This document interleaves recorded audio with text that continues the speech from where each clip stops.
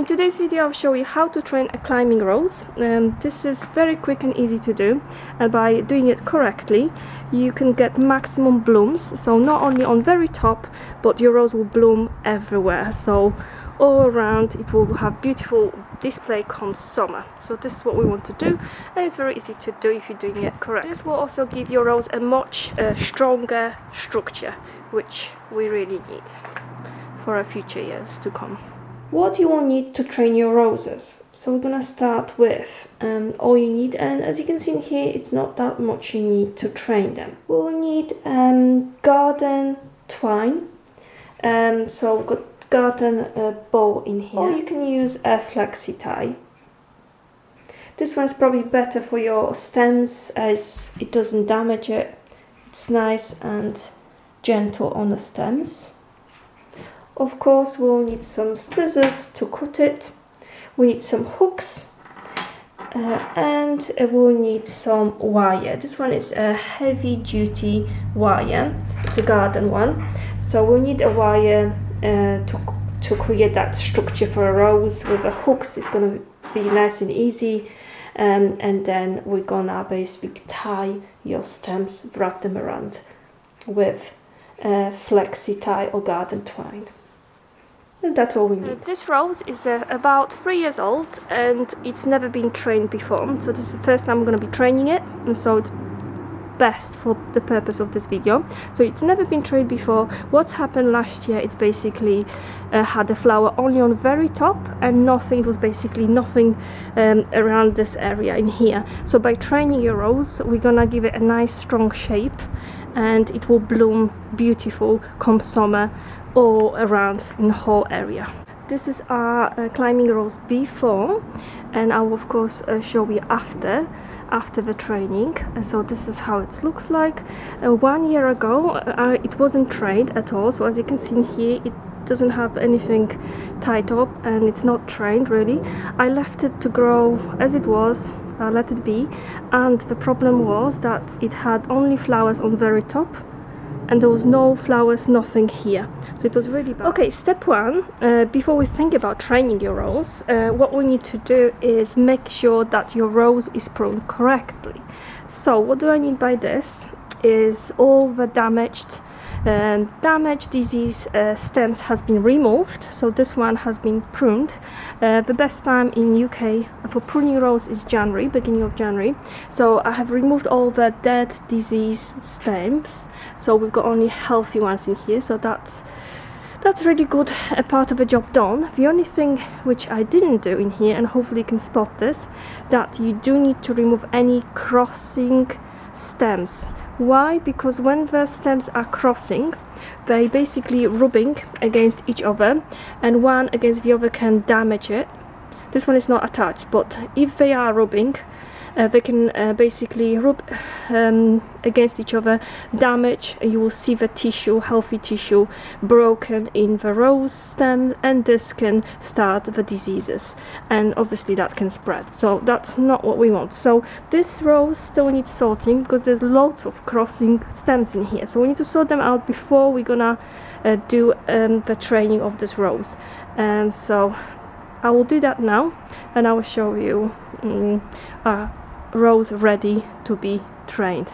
So this one's definitely a little bit hot mess at the moment. Okay, once your rose is pruned correctly and there's nothing crossing, let's pretend nothing crossing here, now we can train your rose.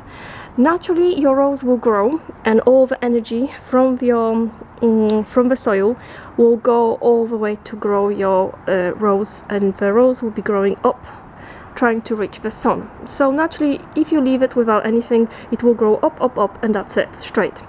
What we want to do is basically have beautiful display come summer, so we want to train your rose. What I mean by this is basically we're gonna train the stems to go to the right as much as we can, there to the right, to the left. Some stems needs to be going to the left, and some still will leave to go uprights. So we've got flowers basically everywhere, but this is not everything. What we need to do to get more flowers is we're gonna bend the stems. I will show you example. Okay, I hope I can explain this correctly, but if we're gonna bend our stems, and that's the aim here. If we're gonna, instead of going up only, because there will be no flowers in here, because everything will go into growing up to the sun. If we're gonna bend your stems on the sides, we're gonna do it to the right, to the left, those side shoots will go sideways, as you can see in here, and those gonna flower. Also this one gonna grow even more, and then we're gonna have shoots going down as well. So we're gonna have flowers here on this side, and flowers going that way. So we're gonna have all the flowering, but basically our rose gonna flower on both sides and up, not only on top, and that's what we want to achieve. So that's why we're gonna be training them and bending stems to the right, few of them this way, and then they're gonna be blooming up, down, and then on very top. The main thing about roses is that they need to go horizontally. So this way we're gonna bend them horizontally, that way, as many as possible. All of them, they cannot go just up, they need to go horizontally that way. And the same on this side. I forgot one thing, that it is a lot easier to train a young rose than the one which is established. This one is established rose, hasn't been trained, and will be, as you can see in here, it's a hot mess. It will gonna be much harder for me to put a wire. The plan is that there will be a wire going that way, there will be another wire going that way, and then wire probably from this side to this side, and the same on this side. So it will be obviously harder for me than if everything will be cleared, and a young rose will be probably up to here. Then you can make a plan in your head how you want your rose to grow, and it's much easier than now. But we're gonna show you how. Of course we want to bend our stems, but we don't want to damage them, so you have to be gentle with them as well, and use you know, special training equipment or special garden wire to do so.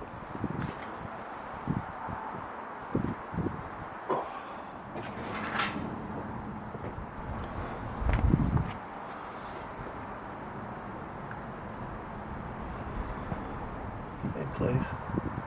Okay, as you can see in here now, we've got lines already added in to support our rose. One in here, one there, the same on the other side, and one goes like this and one goes like this. So this is a support and structure to create structure for our rose. I just wanted to show you this as well. This rose has been tightly tightened to this basically, to help us keep the structure, but instead it has damaged our rose. Can you see in here? It was too tight, and it's actually, we have done more damage to our rose than good. So you have to be careful, because correctly it should be done by using this, and there will be lots of space. There should be lots of space, like in here. Can you see it's loose, but it's still supporting it, so it's tied to this part to support our rose and making sure it's growing in the right direction, but it's not damaging it. There's a lot of space. This is a few days after, just because I wanted to show you something. So our rose is now finished.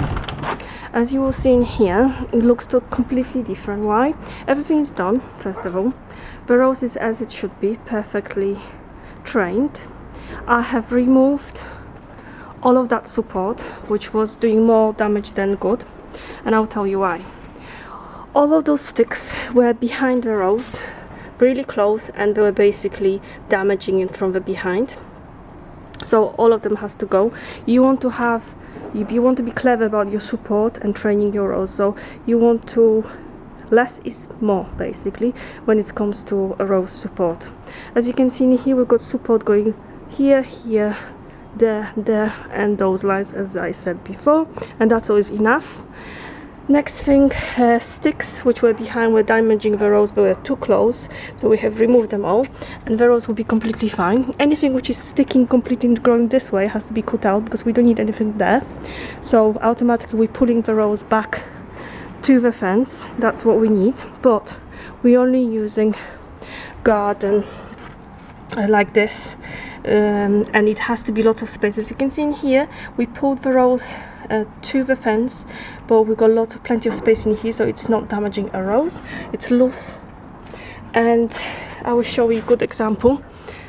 In here I had a plastic one to hold the rose, and I removed it with a stick as well. And look at that, guys, it was too tight, it damaged the rose, and now it will be more prone to the diseases because it's basically damaged, it's open, wounded, and this is really like old cane, and obviously it's damaged now because of my own stupidity. So you have to be careful, because as I gonna keep repeating, you can do more damage than good. So we want to put as minimum support as possible, but to still pull the rose back and pull it in the right direction. As you can see in here, the rose is completely finished and looks incredible. Obviously come summer or April time, there will be foliage on a rose, so it will be nice and full, and the foliage will cover the those support structure, so that will be all covered. It will bloom everywhere. This is 2 days after, and I wanted to show you especially because now already you can see what's happened to our rose. So I have obviously pulled a rose to the sides in an angle to make sure we get more roses, more flowers, and already happening. You can see in here each sideway has bloomed already, and each of those will get flower now. So all of them growing, as you can see in here, and each of them gonna give us a flower, even the small one here. So that was the idea, and it's obviously working. If we would have left our rose to go straight, our canes, then those wouldn't flower. Obviously it will go and over energy to the top. When we bend them, then as you can see in here, they're searching for light sideways, so they already want to grow. So each of those will give us the flowers. It will bloom amazingly, and it will cover whole area, so it's gonna be whole flowers, everything with the nice leaves, and gonna cover whole of this side and this side, just one rose. So this is properly done, properly trained rose. It looks bare, but it will be beautiful come summer. So that's everything in this video.